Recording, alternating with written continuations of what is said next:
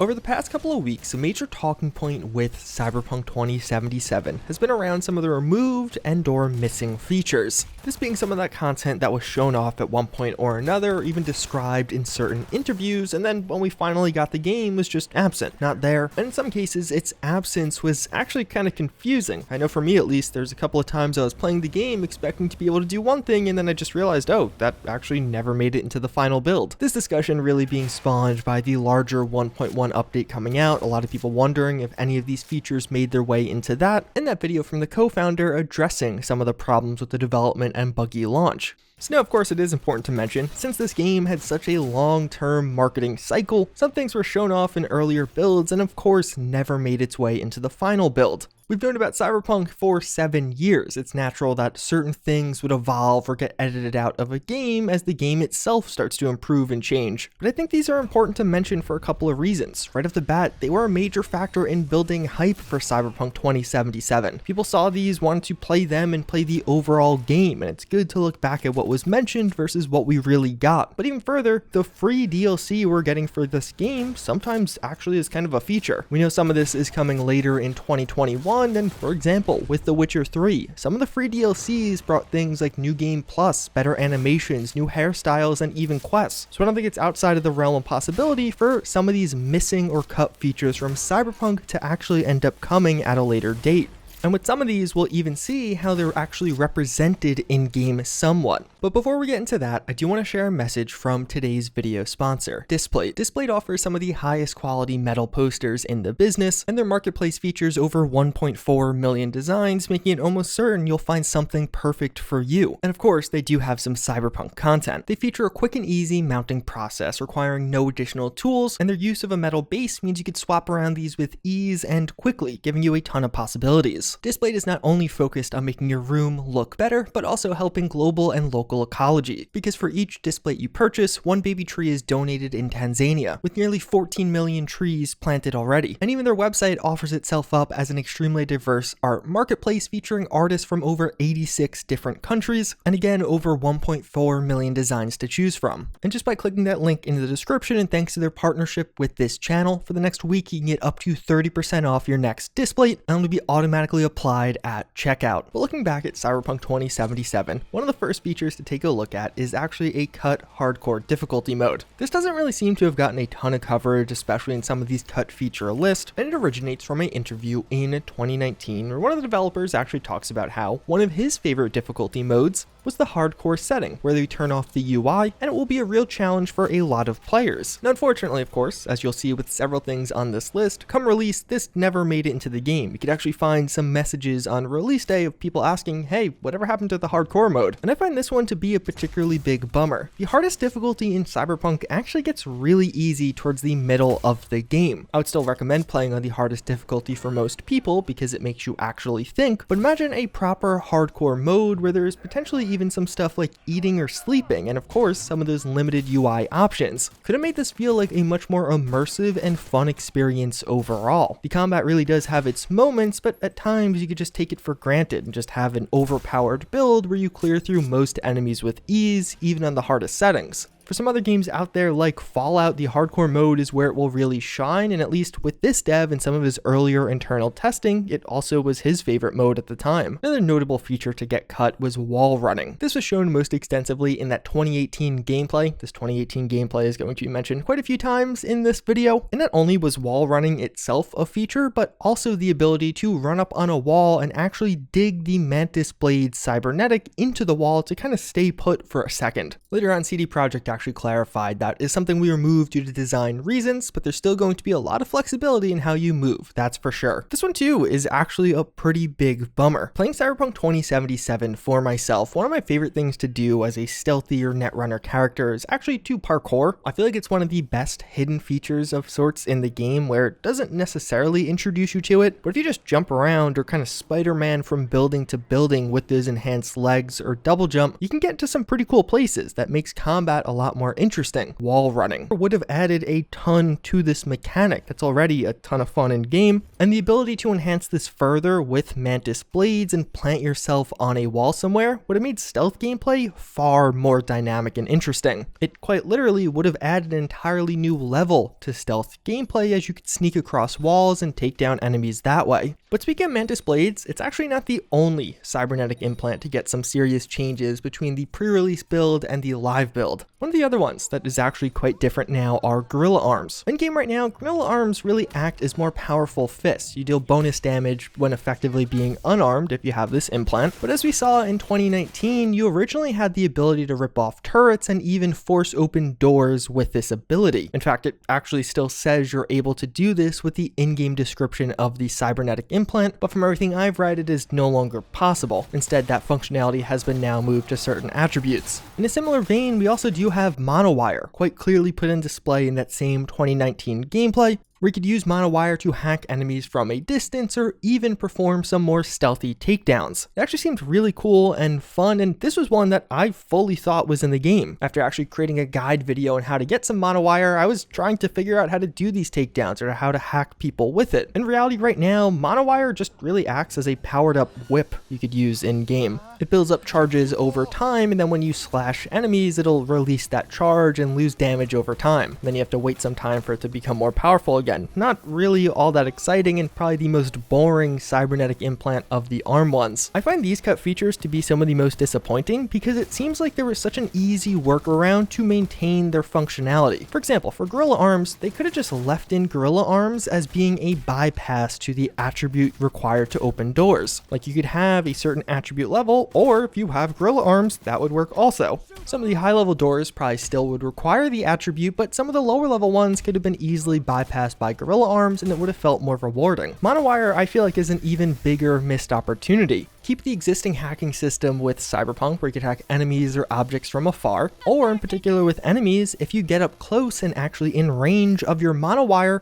make it so the RAM cost is a bit cheaper, because of course you are actually directly jacking into the enemy. That would make monowire super valuable and interesting on Netrunner builds. Imagine using some of those higher tier demons will actually require half the RAM cost just if you used a monowire instead. Another one that's kind of odd or confusing is the role and impact of Braindance. Braindance was touted as being a major feature, CDPR devoting a major portion of one of the Night City wires to it, as well as saying Braindance is a fully featured mechanic and it will be used as a storytelling tool, with some of the examples being as a way to explore some of the more serious and dark topics of the world. So in reality, of course, Braindance is in the game. We do have several Braindance sequences, but it seems like it was supposed to be much larger. In Cyberpunk 2077 itself, after completing some of those memorable quests with Judy, you're given your own Braindance headset. And you could even equip it to your character, although it is something just cosmetic. But even more bizarre, there are several Braindances you can buy from some of the vendors in Cyberpunk, but they just literally do nothing. It's simply going to be a miscellaneous or junk item you have in your inventory that you can break down or sell, but otherwise it seems like this is one of those things that perhaps ended up getting cut due to time constraints, and actually could have been a pretty interesting and extremely unique way to explore some of the darker sides of Night City. So although Braindance does make an appearance a couple of times throughout the main story and some of the larger main quests and even some side quests, I think it could have been a much more powerful world building tool if some of these miscellaneous vendors did have unique Braindances, several of which could have included Easter eggs, cool references. The wealth of possibilities via these is pretty much endless. Now, I for one wasn't a huge fan of the Braindance overall, so I'm not super disappointed with this one, but you could definitely see the potential this had. In a somewhat similar vein, in that 2018 gameplay, we also heard about item inspection. It seems kind of minor, but it is weird in Cyberpunk how there actually isn't a way to inspect items. Like, you can see the items as they're equipped and look at them somewhat on your character, but in general, there's not a good way to just have a free-form Fallout or Skyrim-esque camera view where you're looking closely at some of the items in the world. But even further, with Cyberpunk, at least in that 2018 build, they actually described how you can inspect specific items to reveal details that can help you in solving quests, seemingly giving you some additional dialogue options or giving you options optional objectives for you to perhaps progress the quest in a different way. That would have been a really unique storytelling mechanic for those collect everything people out there. A nice reward for some of those players that do enjoy taking the game much more slowly and picking apart every piece of it.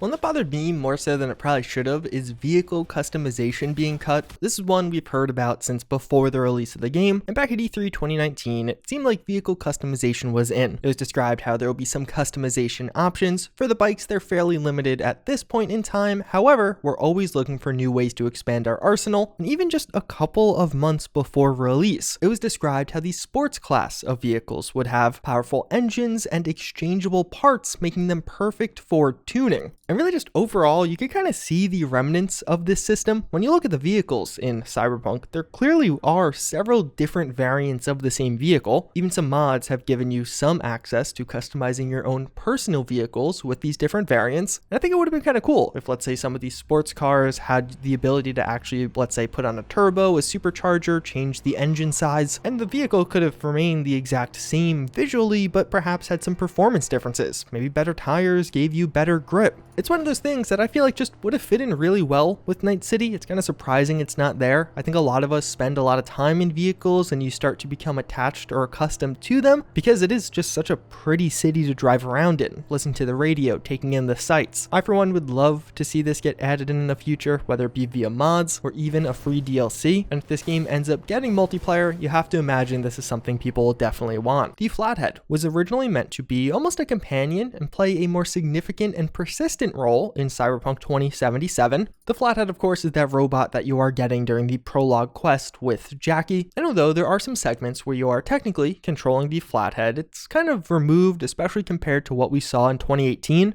In 2018, we had a much more direct control over the Flathead. We were still playing as V and able to some degree to direct him around earlier on in the mission. In some interviews, we heard how even after that initial mission where we got the Flathead, we would be able to keep him somewhat. It seemed like he was actually tied to the Netrunner tree overall, and some of the later perks in the Netrunner tree used the Flathead. It was described later on how basically what happened with the Flathead was it ended up getting removed because V's own abilities did everything. Like, you didn't need the Flathead because you could just do the same thing wirelessly, so it didn't make sense to also have it. The Flathead's one of those things that I feel like could have been huge in an alternate universe. Like, of course, when looking at Cyberpunk, people seem to love Takamura, Panam, and Judy, or at least those are the three biggest names that pop up. Imagine you had a nice little Flathead, almost companion-esque buddy you could take around with you on missions. It could help take down enemies or do all kinds of hacking things. I think you would have grown really attached to it, considering most of the time in Cyberpunk, you're just alone. And I can envision an alternate reality where there is just a wealth of fan art and memes around your Flathead buddy and how handy or unhandy he is at times. At some point, you are going to be able to fast travel in Cyberpunk 2077 via the metro system. It is basically described how you could use this, although it would not be free, and it seems like it made its way decently into development. In Cyberpunk 2077 right now, you could actually find little areas where it looked like you were going to be able to board the trains. And you can see some of the pieces of tracks that, of course, ended up leading nowhere.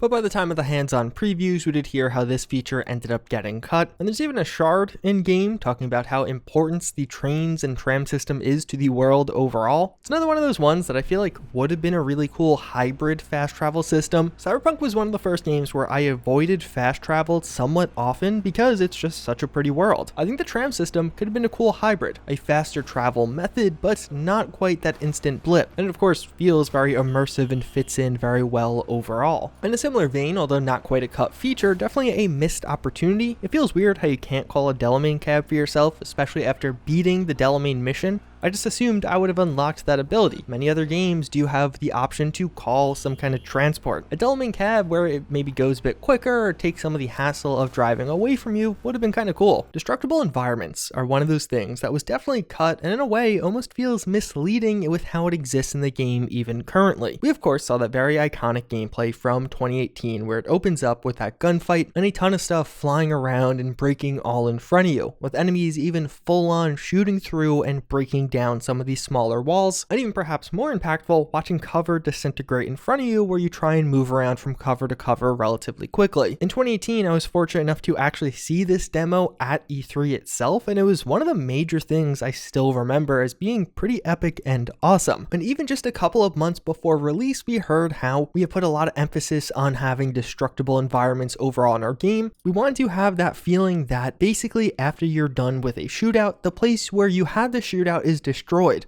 But this ranges up to very big portions of the level. We have stuff like destructible cover, so we want the players to actually use some weapons to destroy the cover so that the enemies are at a disadvantage. So although this is definitely in the game somewhat, in particular in that same area where the 2018 gameplay demo did take place, there is quite a bit of destructible environments. If you played even a couple of the main story quests or just several hours of Cyberpunk, you'll realize this really isn't that common. The vast majority of combat interactions don't involve you breaking down walls, shooting through covers, and a lot of the time it literally is impossible to shoot through cover. So although it looks very cool and it does definitely still come up from time to time, it really feels like it is way overrepresented in this gameplay and even in some of those quotes. As I'm sure for the vast majority of us, after actually playing Cyberpunk, destructible environments are not one of the big takeaways or memorable features. It's something that's very minor and just kind of there from time to time. At one point, you could have Trauma Team save you. With one interview with a developer, it was mentioned how, yes, they're sort of police/medic ambulance. They come in and able to save you as long as you have their coverage plan. Then you're taken to a medical facility. This feels like it should have been a feature just due to that intro sequence where you do see Trauma Team save someone. It large in part became a fairly iconic part of the game thanks to that 48 minutes of gameplay a couple of years ago. And overall for me, I feel like one of the big aspects of the game Cyberpunk was lacking was kind of class mobility in a way. You could see what the wealthy and elite are doing. You can get enough eddies to be considered wealthy or elite, but you also can never actually buy some of those things. I feel like it could have made the end game of Cyberpunk a bit more interesting. And for those who are super immersive or taking the game seriously, actually having Trauma Team come and save you after you die and maybe losing some eddies or losing some of the items you have on you because enemies looted you could be super immersive. And then one final one that we could spot also in that 2018 gameplay is proper sleeping. In that build of the game, you actually lay down in bed in a proper way. In the current build of the game, you lay down in this weird half on, half off the bed, which you could more clearly see by the third person mod. It's very weird how this functions in the game. I honestly think they almost need to patch this out at some point because of how bizarre it is.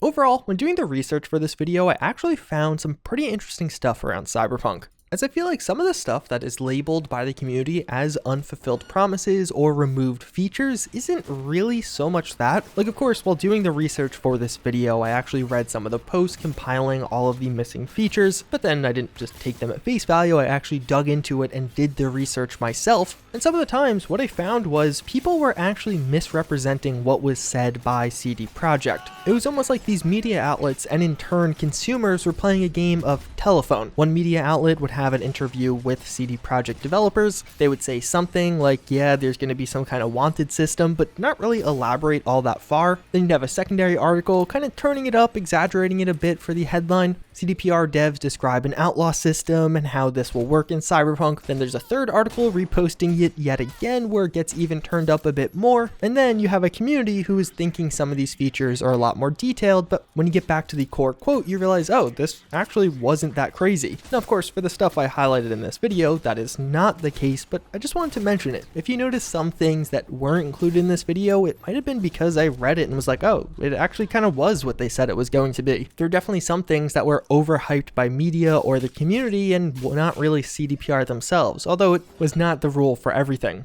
In general though, many of these things I really do hope we see added either through mods or of course some of these official expansions and free DLCs. CDPR, for better or worse, has created an opportunity to create some very hype updates. Like a overhaul to the police system would be an incredible free update or free DLC. In many ways it feels like some of those DLCs really are free updates, they just offer them as DLCs instead. People get all up in arms about that, but as long as the DLC is free, I don't really see a huge issue with it. With that said, I do want to say another big thank you to Displate for sponsoring this video. It really does help the channel out where ad revenue is at its lowest in January. But until next time, I thank you all again for watching, and I hope to see you all later.